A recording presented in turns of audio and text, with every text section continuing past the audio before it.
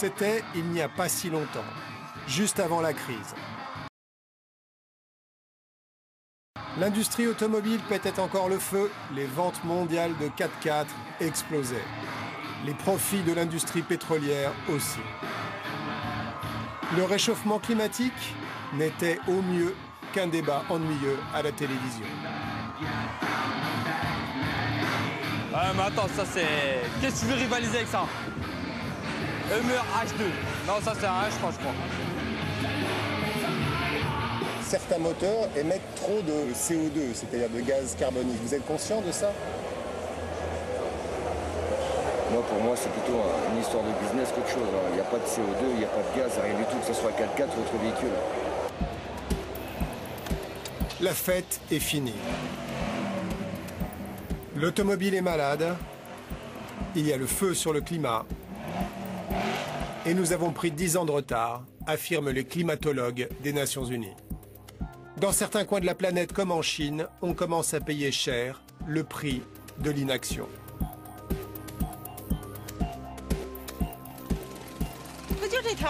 Voilà, c'est là. C'est là qu'elle passait la rivière. Là.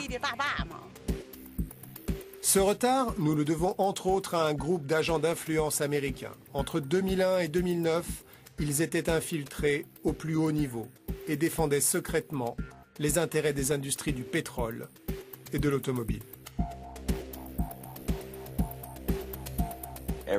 Ils répétaient la même chose. Le réchauffement climatique n'existe pas. Il n'est pas créé par nos émissions. Et si on essaie de le combattre, ça va détruire l'économie et ça prendra votre liberté. Ce que les gens comme Greenpeace veulent faire, c'est vous prendre votre voiture et détruire votre vie. Ils tronquaient les travaux des scientifiques. À cause d'eux, le président des États-Unis pouvait affirmer qu'il n'y avait pas d'urgence, jusqu'au jour où ses lobbyistes ont été démasqués. Monsieur Cooney, avant de travailler à la Maison-Blanche, vous étiez un avocat de l'Institut du pétrole. C'est exact.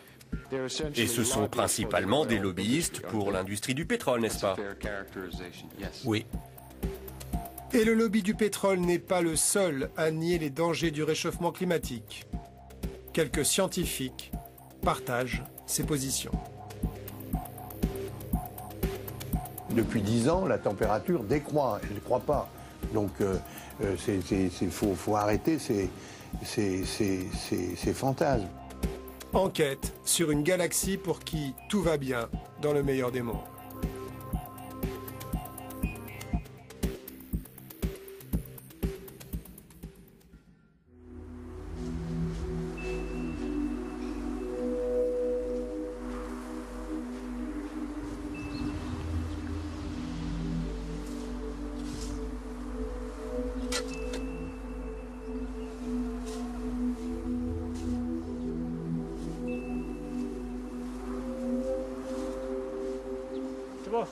La maison derrière là et celle-là, elles ont presque été recouvertes par le sable. Avec ce sable, il n'y a plus rien qui pousse.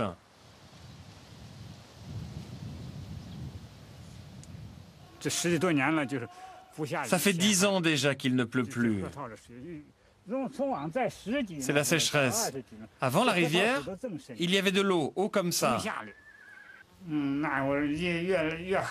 On ne peut pas vivre. Les animaux n'ont pas d'herbe à manger. C'est de plus en plus dur. Dans cette vallée oubliée, à 120 km de Pékin, l'urgence climatique prend une forme extrêmement concrète. Le sable. Il envahit tout. Chaque année, il avance un peu plus, emportant tout sur son passage.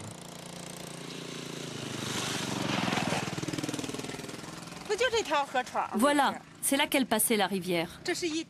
Il y avait des digues qui nous servaient pour l'irrigation et l'eau venait par là.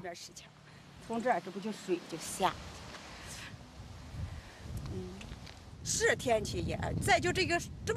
la faute de la météo, tout ça. Tenez, ici avant, il y avait des sources d'eau. Et maintenant, elles sont mortes. Les villageois de Langtougou ne comprennent rien à la malédiction qui les frappe. Pourquoi cette sécheresse aussi intense? Un quart du territoire chinois est constitué de désert. Ce n'est pas nouveau, mais depuis quelques années, le sable tend à s'étendre. 2700 km² de plus par an. Chaque année au printemps, le vent se lève et transporte le sable jusqu'au cœur de Pékin. Les maladies pulmonaires augmentent et les autorités chinoises tentent de mesurer le phénomène. Un centre d'études tout nouveau est consacré à la surveillance de la pollution aux particules, notamment le sable.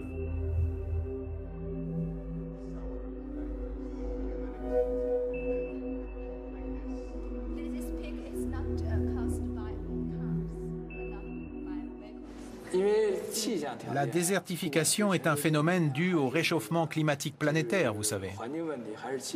En fait, nous sommes tous dans le même bateau. Par ailleurs, ces tempêtes de sable géantes ne concernent pas que la Chine.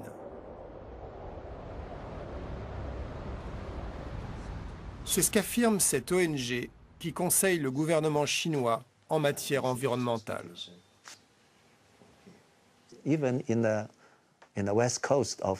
Même sur la côte ouest des USA, on trouve la trace de ce sable. Il n'y a pas que la Chine qui souffre de ces tempêtes. Les pays voisins aussi sont touchés. Vous voulez dire que le sable vole jusqu'aux USA? Absolument. Des satellites de la NASA ont photographié certaines de ces tempêtes de sable d'ampleur continentale. C'est ce voile brun qui couvre l'image et traverse tout le nord de l'Asie. C'est un effet direct de l'excès de CO2 dans l'atmosphère.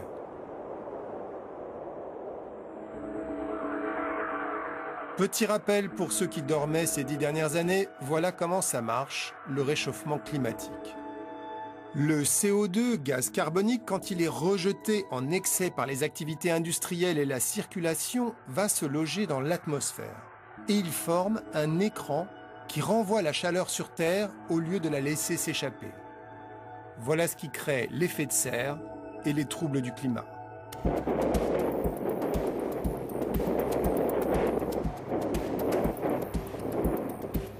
Il y a 20 ans, pour évaluer la gravité de la situation, les Nations Unies ont mis en place le groupe international d'experts du climat, le fameux GIEC.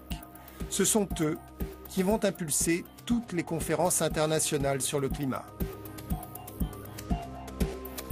Le GIEC, ce sont des milliers de scientifiques de toute la planète à la recherche d'un consensus. Les travaux du GIEC sont à l'origine de la fameuse conférence de Kyoto, la première grande initiative mondiale contre le réchauffement climatique. Nous sommes en 1997. C'est un jour historique. Quasiment toute la planète est là. Pour la première fois, 160 nations vont envisager sérieusement de réduire leurs émissions.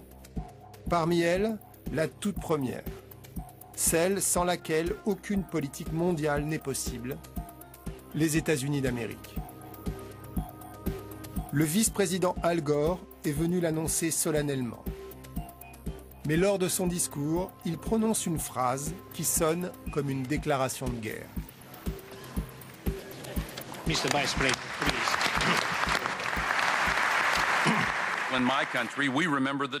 Dans mon pays, les industriels du tabac ont longtemps expliqué que fumer n'était pas mauvais pour la santé. À ceux qui vont s'opposer à notre démarche, nous disons « Nous ne laisserons pas imposer que des intérêts privés priment sur le destin de l'espèce humaine ». Al Gore ne les a pas nommés explicitement, mais chacun a compris entre les lignes. Certaines industries vont se battre contre les décisions que viennent de prendre les représentants des nations réunies à Kyoto. Car pour certains, réduire les émissions de CO2 signifie ralentir, réduire la consommation et donc le chiffre d'affaires. L'Amérique semble avoir été imaginée pour servir les besoins commerciaux de l'industrie du